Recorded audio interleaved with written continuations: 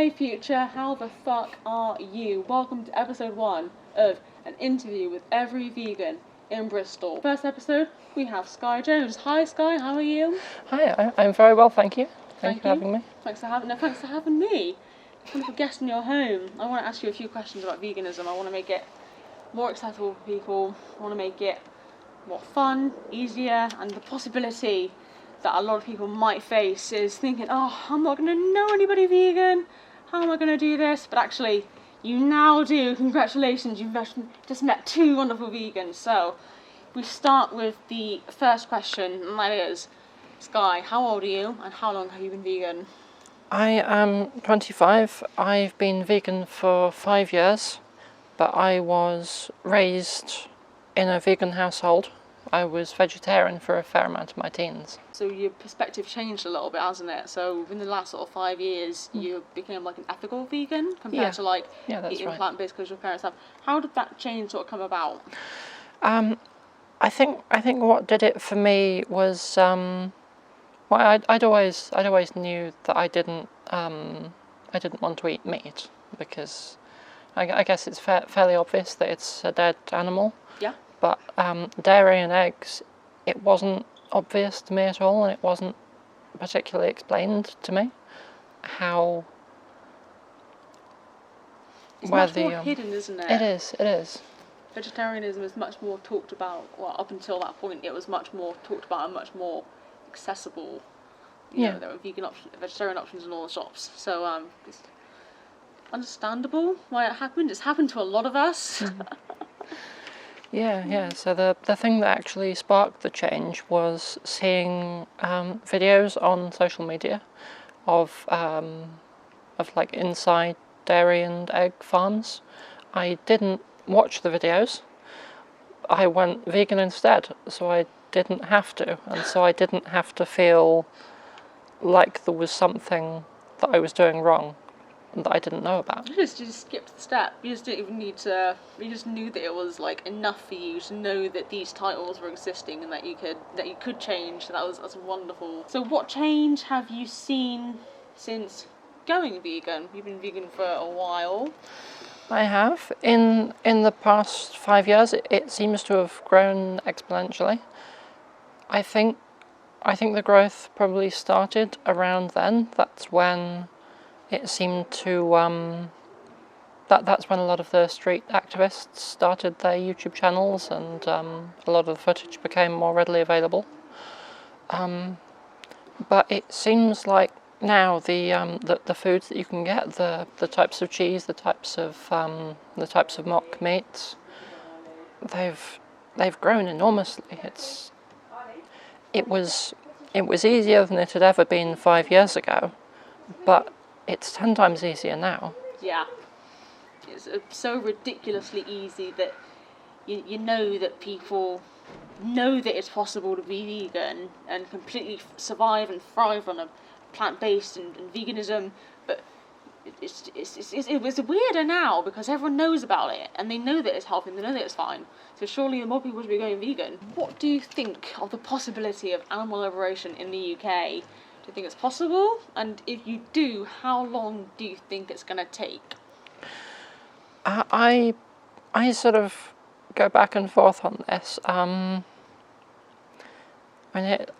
Sometimes I'm more hopeful than others. I think being an activist is very good. It can be very, very inspiring for like the community coming together and making that possible.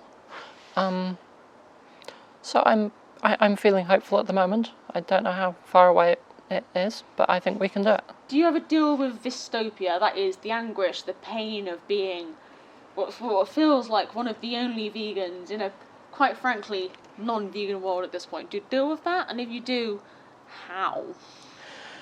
I think that one fluctuates a lot. I think it's quite easy to separate yourself very much from the community, from the activism, from what's happening, and to block that out.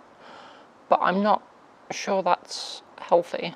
I think we should be going the other way. I think we should be pulling together and helping each other to be hopeful. I love that perspective. That's what I find that my impression of vegans was completely wrong. I thought it would, back when I had like this stereotypical like judgy vegan in my head, it was like, you're not doing that right, you're not doing that right. But actually, all that the vegans want to do is help. Like genuinely, if you don't know that something's not vegan, and another vegan points it out, it's like, oh shit, is it not? You can just like change. It just, there's so much more help in the community and so much more compassion, just based on our nature, isn't it? How to get other people to make the connection? Right. On that, I've had a lot of good experiences with the street activism that I've been doing, showing people videos of that footage that I went vegan, so I didn't have to watch. Mm-hmm. I have watched some of it now, and it is very powerful to be confronted by that. Although I think it depends on the person as to what they'll best respond to. Okay. I think it. Tell me more. I think some people will very much shut themselves down to some of the more confrontational activism styles. So I think it takes a broad range. Some people seem to respond very well to just knowing that it's possible, knowing that they can taste good food. So some people, all they need is a few vegan meals cooked for them, and to show that they can do it. Yeah, I do think we need that broad approach. The approach with showing people videos and that sort of thing. It seems to make people quite confrontational, and yeah, some people can be convinced like that. Other people put up very solid walls, and knowing vegans, hearing how vegans feel in a more casual environment does seem to work your way around those walls that they build up. Oh, blimey. So do you find yourself in a lot of those sort of environments where you can have like chilled out conversations with people? I can't say I'm very good at that myself. But it's something I'm working on. It's something I've had some positive experiences with. That's really cool. I really like the broad approach sort of thing, because like I said before, I've only had this like one idea in my mind of like the stereotypical vegan who like approaches you and like gets up all in your grill, which has sort of maybe been my approach up until now, which is why I was a bit scared of doing like the actual outreach on the street, because I was like, shit, I'm gonna be not great representative today. So yeah, no, I'm gonna think about that quite a bit. I think like how to change my approach so that it helps the animals better, because obviously if my approach works for me, if it doesn't work for the animals, then you need to change my approach, don't I? Yeah. I think everything that you do in interacting with people who haven't reached that understanding yet is something good. Even like you were saying, everyone's got a vegan friend or a family member now. Yeah. Even like knowing that it's possible to be completely vegan, survive and thrive, and then yeah, I like that a lot. Do you have any tips for new vegans? So if you just answered the last question, and somebody watching is incredibly motivated to go vegan right now, what tips would you give this person? I think learning to cook is the biggest thing. Vegan ready meals, vegan eating out, it is improving so quickly, but it is still slightly more expensive. I think a big thing that a lot of people can learn to do is learn cooking.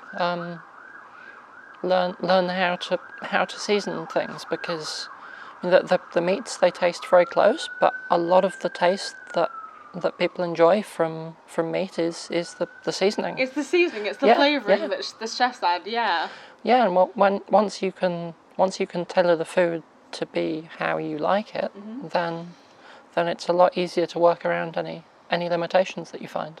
What do you think Bristol needs more of? Vegans.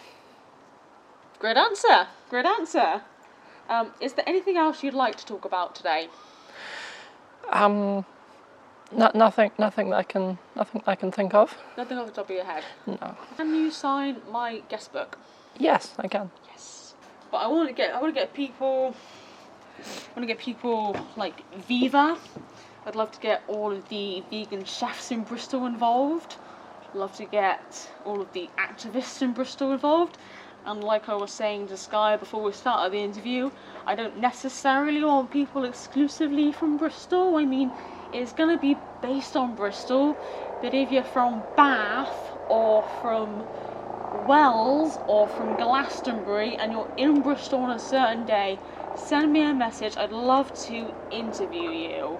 I really want to get every goddamn vegan in Bristol in the surrounding area in my book to sign it and to take part in the interview and make veganism more accessible for the people in the area. Thank you so much for watching. I hope you have enjoyed. Looking forward to the next episode. See you the fuck later. Want to say bye, Skye? Bye. Bye.